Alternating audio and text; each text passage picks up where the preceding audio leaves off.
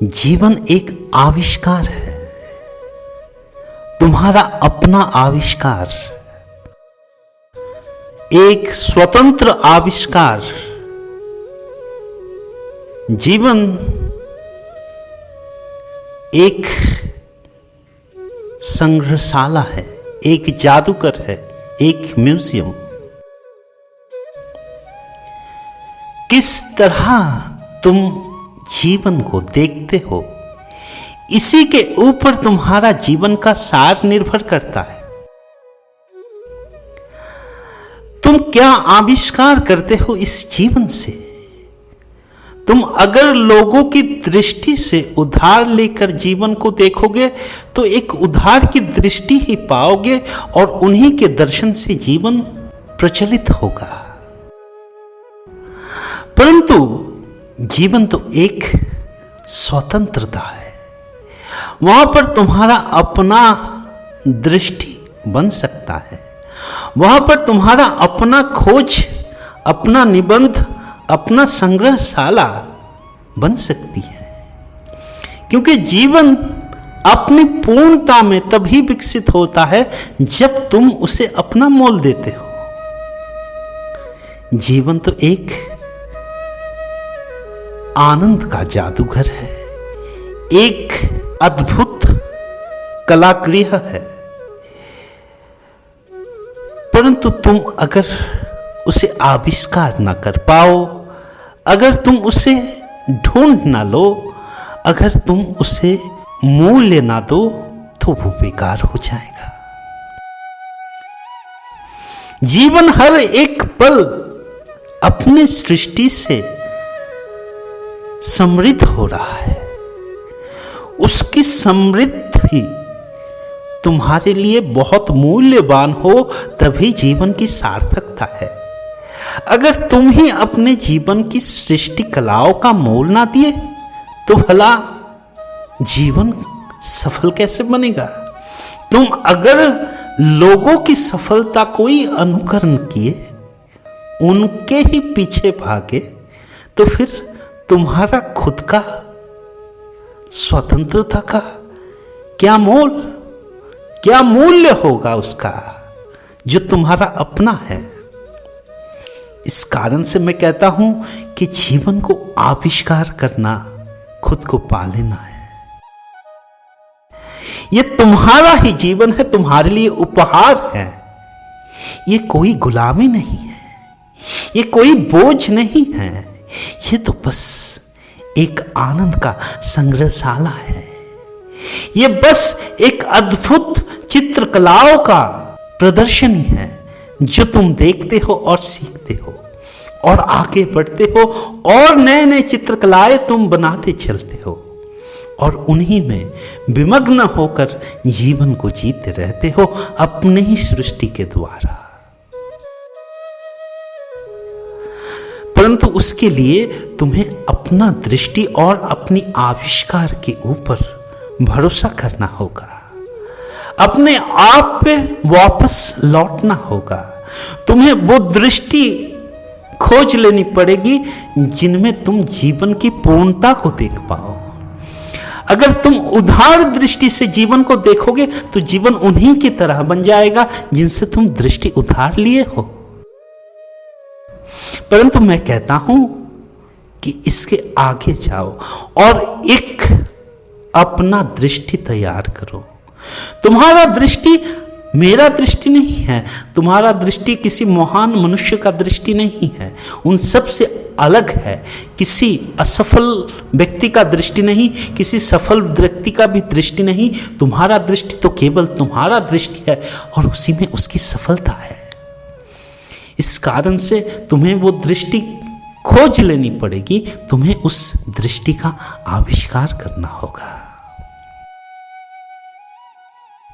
एक अध्यापक अपनी कर्म जीवन के अंतिम सीमा में जब आया तो उसने अपने प्रिय छात्रों को बुलाया और कहा कि कल मैं विश्वविद्यालय छोड़कर जा रहा हूं, परंतु जाने से पहले तुम सबको एक आखिरी परीक्षा देनी होगी। मैं एक प्रश्न पत्र हर एक को दूंगा और उस प्रश्न पत्र में तुम्हें जो भी नजर में आए उसके बारे में तुम लिखते जाना।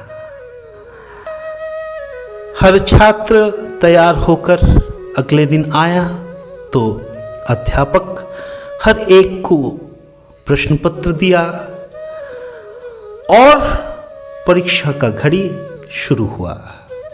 शुरू होते ही परीक्षा पत्र जैसे ही हर एक छात्र ने खोला तो वो बड़े चकित हो गए, क्योंकि पूरा प्रश्न पत्र खाली था, उसमें कुछ भी लिखा ना था, उसमें कोई भी प्रश्न ना था, परंतु उस प्रश्न पत्र पर सिर्फ कुछ काले बिंदु थे, कुछ काले धब्बे, काले निशान थे और कुछ ना था। छात्र बड़े अड़चन में पड़े, अब लिखे क्या, अब बोले क्या, समझे क्या। तब उनको याद आया कि शिक्षक ने कहा था प्रश्न पत्र खोलना और जो भी नजर में आए उसके बारे में लिखते चला जाना। तो हर एक ने उन काले धब्बों के बारे में, उन काले बिंदुओं के बारे में अपना अपना कल्पना, अपनी अपनी सोच व्याख्या किया।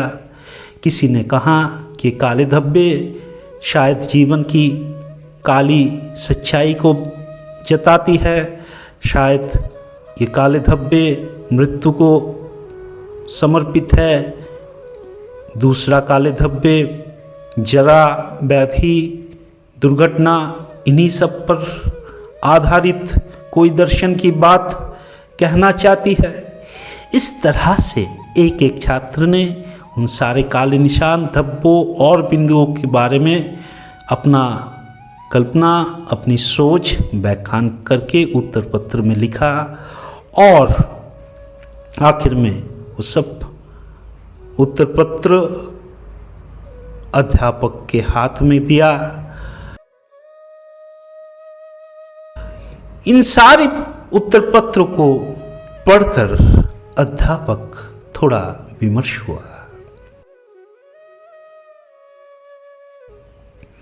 उन्होंने कहा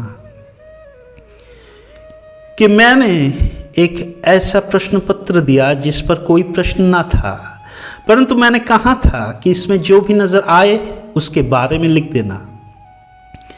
हर एक ने इस पर छोड़ा गया बिंदुओं पर, काले धब्बों पर, काले निशानों पर अपना दृष्टि केंद्रित किया और उनके बारे में बोला। ये अच्छी बात है, परंतु मुझे एक बात बहुत पीड़ा दिया कि बस इन्हीं काले धब्बों के ऊपर हर एक का दृष्टि गया, परंतु जो बृहद था, जो प्रशस्त था, जो बाकी खाली स्थान थी, जो पूरा कोरा कागज था, जो छोड़ा हुआ सफेद स्थान था, उसके प्रति किसी का न दृष्टि गया। मैंने कहा प्रश्न पत्र में जो भी नजर आए, नजर तुमको बस काले धब्बे आए, परंतु सफेद स्थान, शून्य जो स्थान था वो भी तो नजर आने वाला जगह था, वो किसी के नजर में क्यों ना आया। आसमान में तैरता जो बादल था, बादल तो सबने देखा, परंतु आसमान की तरफ एक नजर जा सकती थी। एक खुला आसमान जो जीवन की गहराई को दर्शाता है, एक खुला आसमान जो जीवन की प्रफुल्लता को बरसाता है, एक खुला आसमान जो जीवन की व्याप्ति को, विशालता को दर्शाता है, उसके प्रति भी दृष्टि जाया जा सकता था। परंतु मैं बड़ा दुखी हुआ कि उसी के प्रति किसी का दृष्टि ना गया, और जैसा मैंने सोचा हर एक ने काला बिंदु, काले धब्बे बड़ी गहराई से एक एक करके देखा और उसके बारे में बोला। और अक्सर हम अपने जीवन में भी यही करते हैं। जब हमारे जीवन में कुछ दुर्घटनाएं घटती है, अप्रत्याशित कुछ हो जाता है, जो बुरी चीज है, जो खराब विषय है, जो दुख की गाथा है, वो घट जाती है तो हम देख लेते हैं। परंतु जो अच्छे विषय हो रहा है, जो आनंदमय एक जीवन का कोलाहल है, वो हमें नजर में नहीं आता। यही दृष्टि हमें जीवन जीने से दूर लेके जाता है, एक व्यवधान में हमें खड़ा कर देता है। इस कारण से जीवन जीना सुंदर और आसान नहीं लगता, जीवन दुखपूर्ण लगने लगता है, जीवन आनंद में नहीं लगता। जीवन की एक महत संगीत है, जीवन का एक गहरा आकाश है, जीवन की एक विस्तृत कला है, वो किसी के नजर में नहीं पड़ता। परंतु जो छोटे मोटे काले धब्बे जीवन में आ जाता है, उस पर हर एक का दृष्टि पड़ जाता है।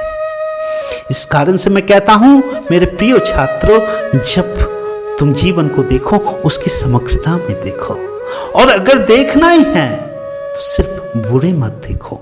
जो विस्तृत है, जो व्यापक है, जो चिरंतन है, उसको देखो। जो मिथ्या है उसको नहीं, परंतु जो सत्य है उसको देखो। जो आसमान की तरह तुम्हें विकसित कर दे, उसके प्रति भी कभी अपना दृष्टि ले जा पाओ तो जानोगे जीवन एक पूर्णता की संगीत रचता है। वो तुम्हारे लिए है, वो तुम्हारे लिए रची गई है, वो सिर्फ तुम्हारा ही अधिकार में है। और उस अधिकार को ऐसे व्यर्थ मत जाने दो। जो पूरा सफेद कोरा कागज, उसको ऐसे व्यर्थ मत जाने दो बस छोटे मोटे काले धब्बों के लिए। उन छोटे मोटे काले धब्बों के लिए इतना बड़ा उत्तर पत्र तुमने लिख दिया, परंतु जो छूट गया वो तो महाकाश था, वो तो महाविश्व था, वो तो अंतरिक्ष था। उसके लिए भी अपना दृष्टि कभी आकर्षित करो, उसके लिए भी अपना मन कभी उजागर करो। फिर देखो जीवन एक मधुर संगीत है, एक आनंद का धारा है।